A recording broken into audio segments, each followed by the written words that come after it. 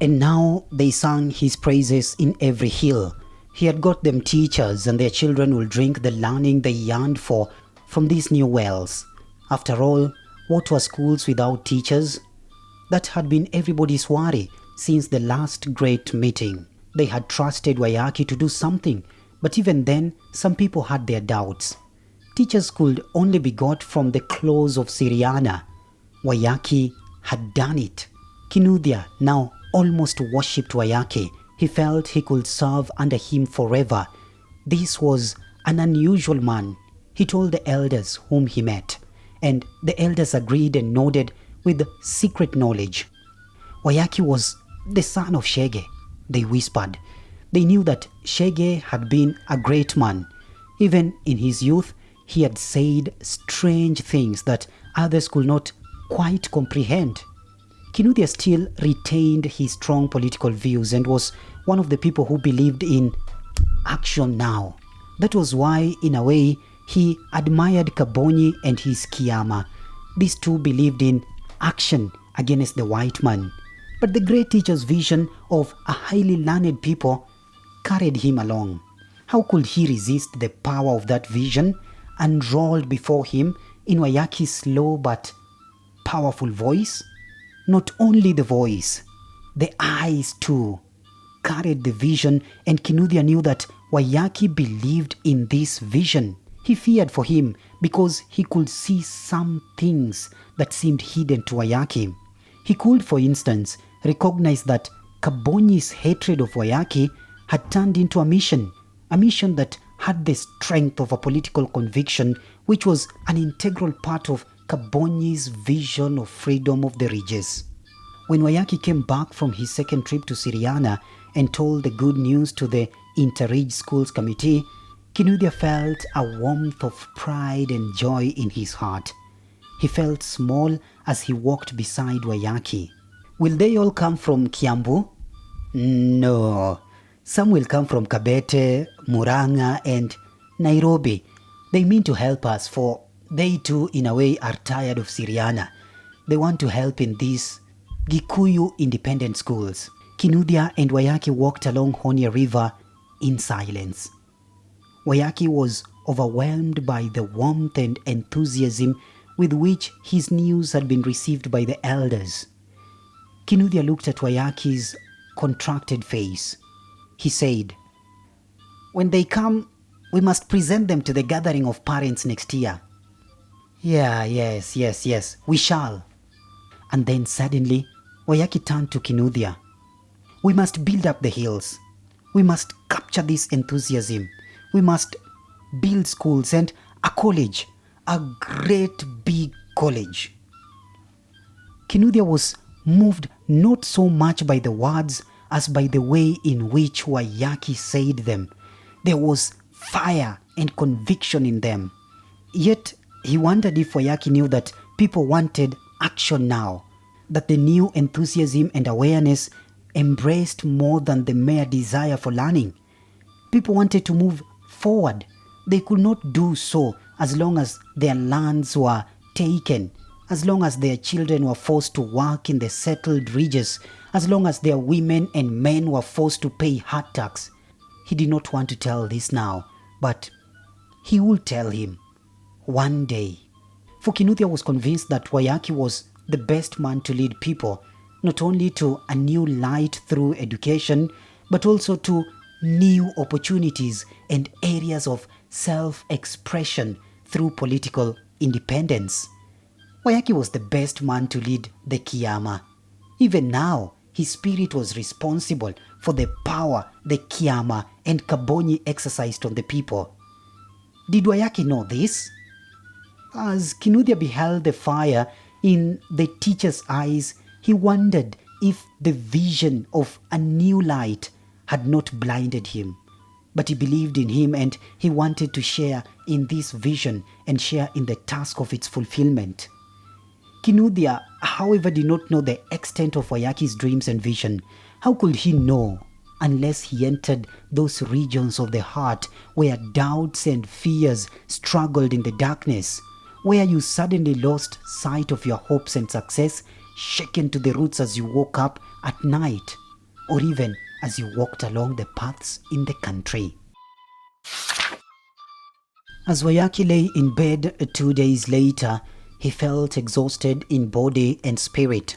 He felt as if something evil lurked a few feet behind him, following the path of his success, ready to pounce on him and reduce him to nothing. This was not fear or even despair.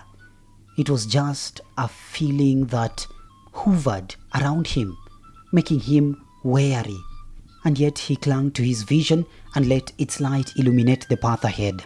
Ever since the burning of the heart a few days before he left for Syriana, he had been thinking more and more intensely about his people. He looked forward to the day early next year when the parents would gather again, when he would tell them all to unite. But unite for what? To Waiyaki, the white man's education was an instrument of enlightenment and advancement if only it could be used well. He still remembered his father's words. That long time ago when they stood on a hill, the whole country before them. Learn all the wisdom and all the secrets of the white man, but do not follow his vices. Was this then his mission to the Regis? He would tell the people.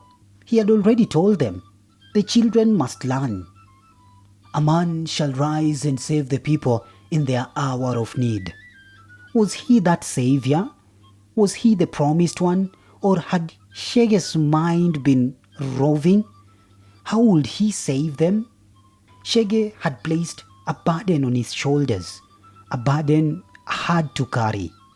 A savior did something big, something that had power to change the lives of the people. A savior did something startling, a thing that happened so suddenly one night that nobody could resist its power. What had he himself done? But now he wanted an opportunity to shout what was oppressing his mind. He will tell the people, unite! That will be early next year. For a moment, he dreamed the dream. It was a momentary vision that flashed across his mind and seemed to light the dark corners of his soul. It was the vision of a people who could trust one another, who will sit side by side, singing the song of love, which harmonized with music from the birds, and their hearts will beat to the rhythm of the throbbing river. The children will play there, jumping from rock onto rock, splashing the water which reached fathers and mothers sitting in the shade around, talking, watching. Birds sang as they hovered from tree to tree, while further out in the forest, beasts of the land cycled around. In the midst of this, Nyambura will stand. The children would come to her and she will talk to the elders. The birds too seemed to listen, and even the beasts stopped moving and stood still. And a song rose, stirring the hearts of all, and their longing for a new life in the future was reflected in the dark eyes of Nyambura. He stretched his hands and wanted to touch her trembling figure as she led them into this song. And then he saw that the hands of the other people, including Joshua, were stretched toward her. For a moment, he stood still, fascinated by the sight, and then horror caught him. They were all pulling her into pieces as if she were a thing of sacrifice to the god of the river, which still flowed with life as they committed this ritual outrage on her. And he too had joined the crowd, and he was tearing her to himself, and she did not cry out because she was now dumb. Then he saw that it was Mudhoni, and she was thrown into the river, and she was saying, I am a woman now. The river carried her with it into a darkness which no one could fathom. Waiyaki's heart cried, and he knew that she was not there. She had gone, and everybody turned away, not speaking to one another because they felt guilty. They averted their eyes from Waiyaki, the teacher, as they passed him. At last, he was left alone.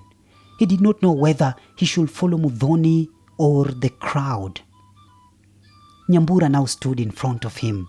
A flash of joy drove the guilt away, and he went forward to touch her.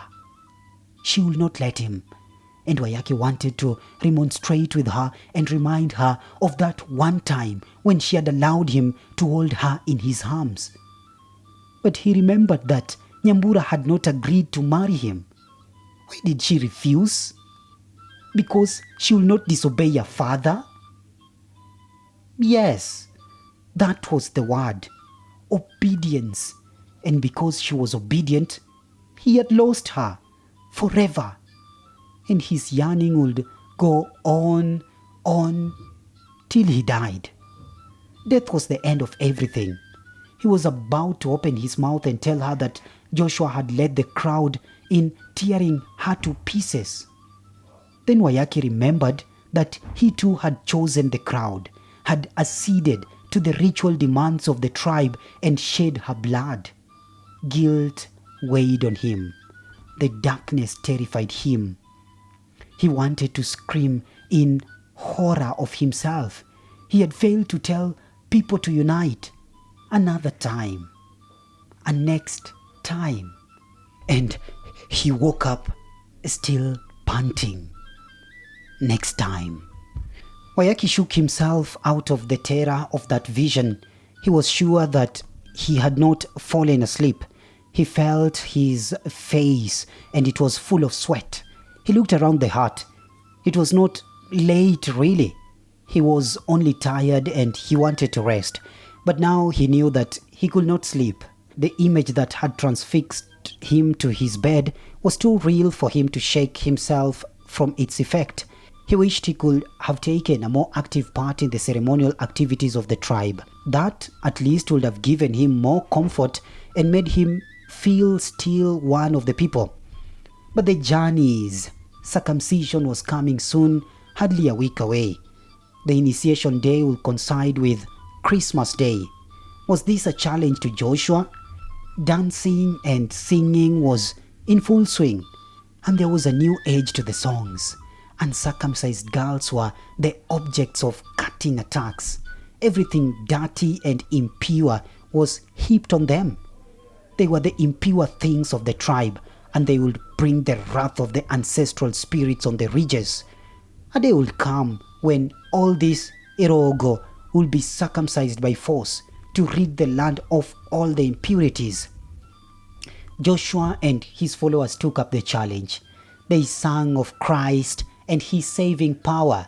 They sang of a child who was born in Bethlehem, who was put in a manger and had swaddling clothes. It was no good sleeping early. He could not do it. He got out of bed and went to his mother's hut. He wanted to go out into the village and talk to the elders or other men of his Rika. For the next few days, he told himself he would lose himself in the life of the Ridge. If he had lost Nyambura, he had not lost his faith in service to the community. His mother had not yet gone to bed. She was now very old and she sat near the fireplace. Waiyaki felt his conscience prick him. He had kept away from her for a long time. He thought, I'll marry soon so that she can have a companion. Then a fear suddenly gripped him.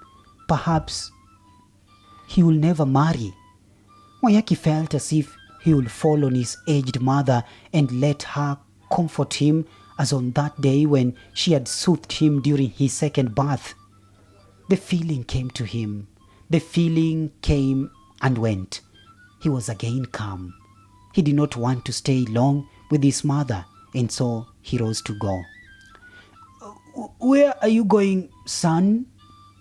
She did not raise her eyes. Out, mother. She now looked at him, at his strange eyes, which spoke of an inner agitation. Waiyaki. He turned round sharply, fearfully. His mother stared at him in the eyes. There was a strange tremor in her voice. Is it true that you are going to marry Joshua's daughter? The rumors spreading like fire in a plain of dry grass. This talk about marrying Nyambura annoyed him. Had she not refused him? She was obedient to her father. Waiyaki wondered what he should tell his mother. Should he tell her that he loved Nyambura? He thought of her. She had betrayed him. If only she had agreed. If only she had hope. Then maybe he would be in a position to face any challenge.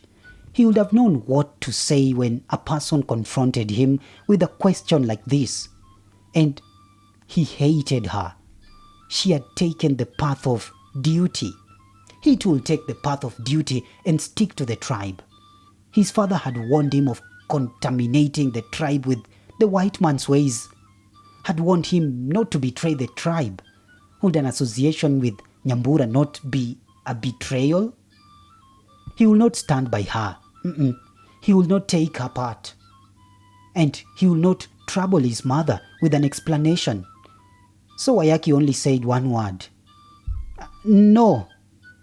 And he immediately hated himself. Surely he ought to tell her all. He ought to tell his mother of his secret yearning, of his strong love for Nyambura. She was a mother. She surely could know of a cure. But when he opened his mouth, the words refused to form. Only a light shone in his eyes. His mother went on in her weak voice. You know what this will mean. You must not do it. Fear the voice of the Kiyama. It is the voice of the people. When the breath of the people turns against you, it is the greatest curse you can ever get. Waiyaki now knew it would be futile for him to explain. She will not understand. In her eyes, such a relationship with a girl who was not circumcised will be a betrayal. There was a knock at the door. Kamau entered. Is it well with you all? It is well, Waiyaki answered, glad of the interruption. The elders and the Kiyama want to see you. Waiyaki had not been invited to appear before the Kiyama since his resignation. He looked at his mother, whose eyes seemed imploring and plainly saying, "Don't go." For a moment, Waiyaki thought she was not well. He felt it his duty to be with her, but he now welcomed this chance to talk to the Kiyama and come to an understanding with them. If the mission thrust on to him by his father was going to succeed, he had to secure the cooperation of everyone. But he said, "I think mother is ill. It is important that you be there. Were it not so, I will not have come at this hour. You will only be away for a short time." "All right," he said, avoiding the eyes of his mother, and the two stepped out into the darkness.